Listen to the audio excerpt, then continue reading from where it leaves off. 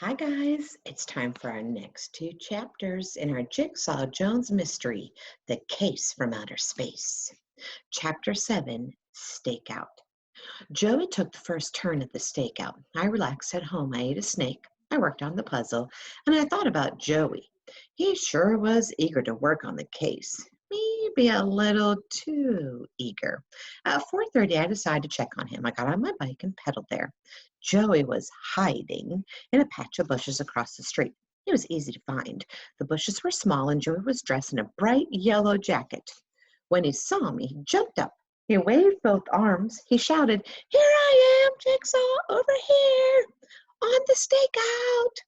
He seemed pretty happy. "Any action?" I asked. Not really," Joey said.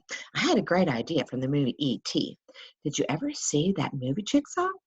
"Sure, it's about the alien who gets stuck on Earth. Phone home," I added in my best E.T. voice.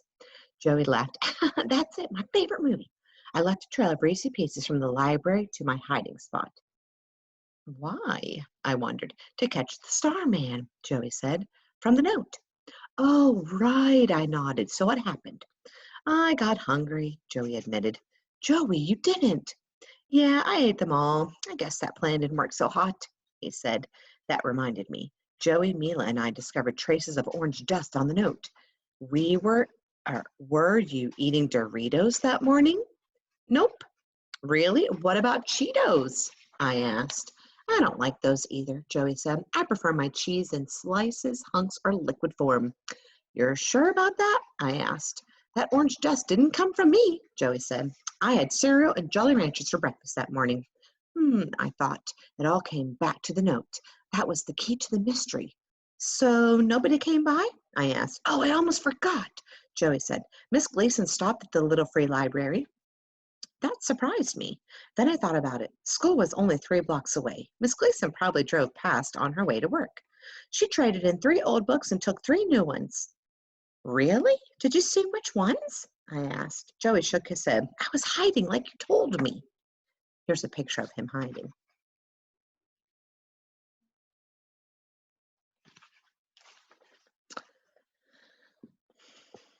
"Good," I replied. "Are you sure she didn't see you?" Joey paused. His mouth said no, but his head nodded yes.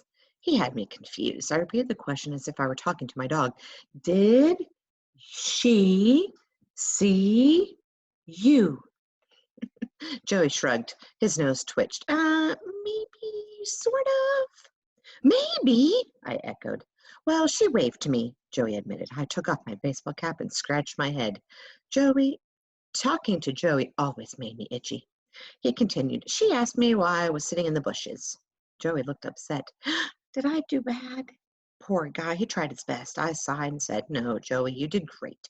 You did really, really great. This is a big help." I patted him on the back and Joey smiled, proud as a peacock.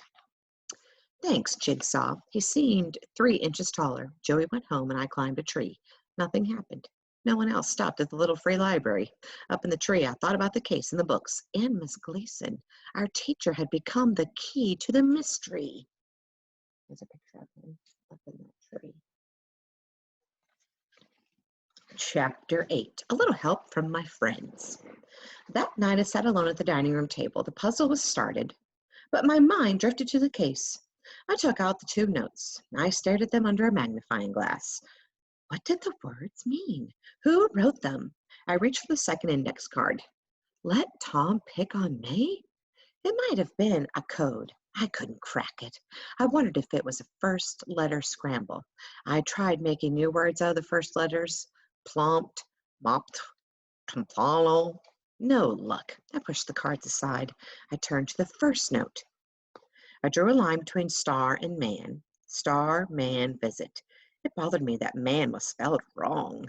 The other words were spelled correctly. It seemed like a strange mistake for such an easy word.